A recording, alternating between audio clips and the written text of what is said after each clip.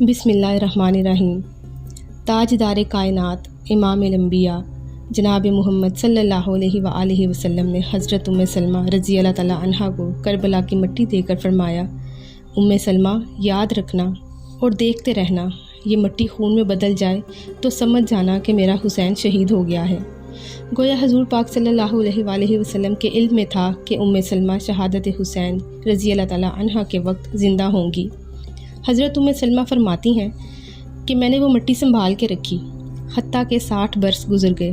61 کا ماہ محرم آیا، 10 محرم الحرام کا دن تھا، دوپہر کا وقت تھا۔ میں لیٹی ہوئی تھی، خواب میں دیکھا کہ رسول اللہ صلی اللہ علیہ وآلہ وسلم تشریف لائے ہیں۔ آپ صلی اللہ علیہ وآلہ وسلم رو رہے ہیں، ان کی مبارک آنکھوں میں آنسو رواں ہیں۔ میں پوچھتی ہوں، یا رسول اللہ یہ کیفیت کیا ہے؟ میرے آقا صلی اللہ علیہ وآلہ وسلم روتے ہوئے فرماتے ہیں، ام سلمہ میں ابھی حسین کے مقتل کربلا سے آیا ہوں، حسین رضی اللہ تعالیٰ عنہ کی شہادت کا منظر دیکھ کر آیا ہوں۔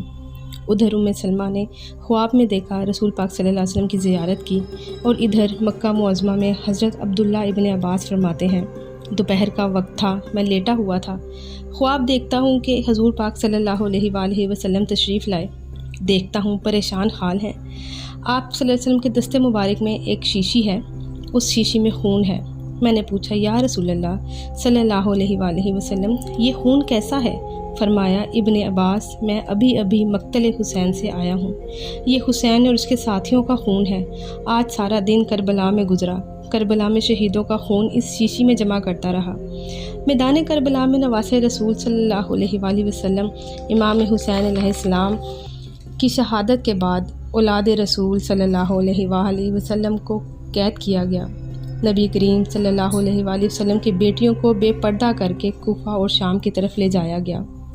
آگے فوج یزید ناچتی ہوئی جا رہی ہے، اور پیچھے رسول اللہ کی بیٹیاں قید ہو کر بے یار و مددگار جا رہی ہیں۔ فوج یزید کے ہاتھوں میں تمام شہیدوں کے کٹے ہوئے سر تھے، اور وہاں کربلا میں بغیر سر کے جسم مبارک بکھرے ہوئے تھے۔ تاریخ نے کہہ دیا، بغیر کفن کے 3 دن تک رسول کائنات صلی اللہ علیہ وآلہ وسلم کے خاندان کے جسم مبارک زمین کربلا میں بکھرے پڑے تھے۔ 13 محرم 61 ہجری کو آس پاس کے لوگوں نے جب پتہ کیا کہ فوج کا پہرا ذرا کم ہو گیا ہے تو چلو نہر فرات سے پانی بھر کر لاتے ہیں۔ بنی اسد کی کچھ عورتیں جب نہر فرات سے پانی بھرنے لگیں تو دیکھا کہ میدان کربلا کی زمین پر جسم مبارک بکھرے پڑے ہیں، کہیں کسی کا بازو، کہیں کسی کا جسم۔ انہوں نے جب یہ عالم دیکھا تو روتے روتے اپنے مردوں کے پاس پہنچی، روتے چیختی پکارنے لگی، اے رسول اللہ کے ماننے والوں، ان کا کلمہ پڑھنے والوں، اس زمین کربلا پر رسول اللہ صلی اللہ علیہ وسلم کا خاندان تھا، شاید یزید کی فوج نے انہیں شہید کر دیا ہے، ان کے جسم مبارک بکھرے ہوئے ہیں، ان کے خیمے جل رہے ہیں، چلو آؤ ان کی تدفین کرتے ہیں۔ ان کے مردوں نے کہا، پاگل ہو گئی ہو کیا؟ دیکھتی نہیں ہو کہ یزید کی فوج نے قتل کیا ہے؟ اگر ہم ان کی تدفین کریں گے تو ایسا نہ ہو کہ یزید ہمارا بھی دشمن بن جائے، چھوڑ دو، کوئی نہ کوئی آئے گا اور خود ہی تدفین کر دے گا۔ ان عورتوں نے کہا، تعجب ہے کہ تم اپنے آپ کو مسلمان کہتے ہو، رسول اللہ صلی اللہ علیہ وآلہ وسلم کا کلمہ پڑھتے ہو، ان کے نواسوں اور ان کی بیٹیوں کے لیے یہ محبت رکھتے ہو۔ رسول اللہ صلی اللہ علیہ وسلم نے فرمایا نہیں تھا کہ میں اجر رسالت میں کچھ نہیں مانگتا سوائے اس کے کہ میری آل سے محبت کرو، اگر تم نہیں جاتے تو مت جاؤ، ہم جائیں گے۔ جب یہ بات یہاں تک پہنچی تو کچھ مردوں کی غیرت جاگ گئی اور ان عورتوں کے ساتھ زمین کربلا پہنچے۔ ان کا زمین کربلا پہنچنا تھا، دیکھتے کیا ہیں کہ کسی کے جسم مبارک کا بازو نہیں ہے اور کسی کے جسم مبارک پر گردن نہیں ہے۔ وہ سوچ میں پڑ گئے کہ تدفین کیسے کریں۔ آخرکار وہ اس نتیجے پر پہنچے کہ ایک بڑی قبر کھودتے ہیں اور اس میں سب لاشوں کی اکٹھی تدفین کرتے ہیں۔ ابھی وہ قبر کھود ہی رہے تھے کہ اتنی دیر میں معجزے سے ایک گھڑ سوار آیا۔ انہوں نے سمجھا کہ شاید کوئی فوجی ہے۔ اس نے پوچھا کہ تم کون ہو؟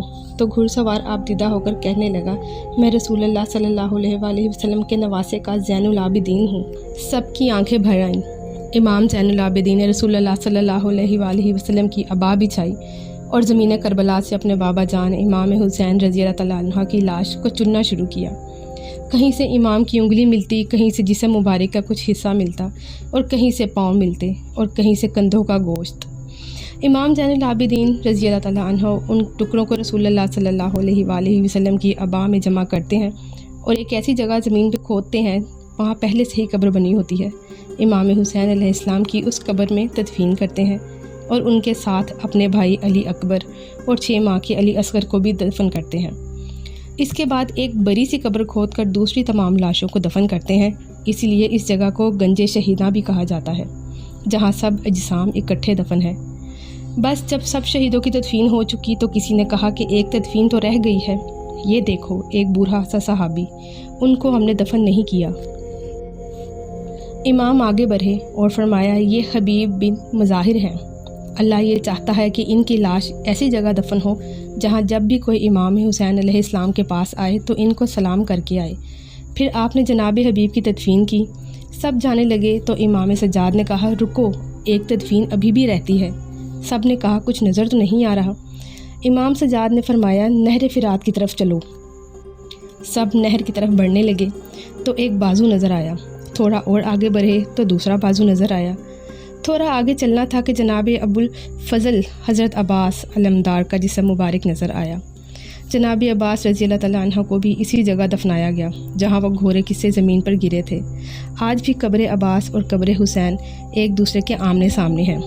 ناظرین، نواسہ رسول صلی اللہ علیہ وآلہ وسلم حضرت امام علی مقام اور آپ کے باقی ساتھی جو آپ کے ساتھ شہید ہوئے، ان سب کو وہاں کے قریبی گاؤں کے لوگوں نے دفن کیا اور اس قبیلے کا نام تاریخ میں بنو اسد لکھا گیا ہے۔ تاریخ میں ایک فرد کا نام نہیں ملتا کہ فلاں نے نماز جنازہ پڑھائی۔ مورخین لکھتے ہیں کہ حسین رضی اللہ تعالیٰ عنہ کے ساتھیوں میں سے 72 افراد شہید ہوئے تھے۔ ان کے شہید ہونے کے ایک دن بعد اور مقام غازریہ میں جو بنی اسد کے لوگ رہتے تھے مل کر انہوں نے دفن کیا۔ امام حسین رضی اللہ تعالیٰ عنہ کا سر انور جو دربار یزید میں لایا گیا وہ کہاں دفن کیا گیا، اس سلسلے میں مختلف روایات ہیں، لیکن مشہور یہی ہے کہ آپ کا سر مبارک آپ کی والدہ ماجدہ حضرت بی بی فاطمہ الزہرا اور آپ کے بھائی حضرت امام حسن کے پہلو میں دفن کیا گیا ہے۔ امام حسین علیہ السلام کی شہادت مرگ یزید ہے۔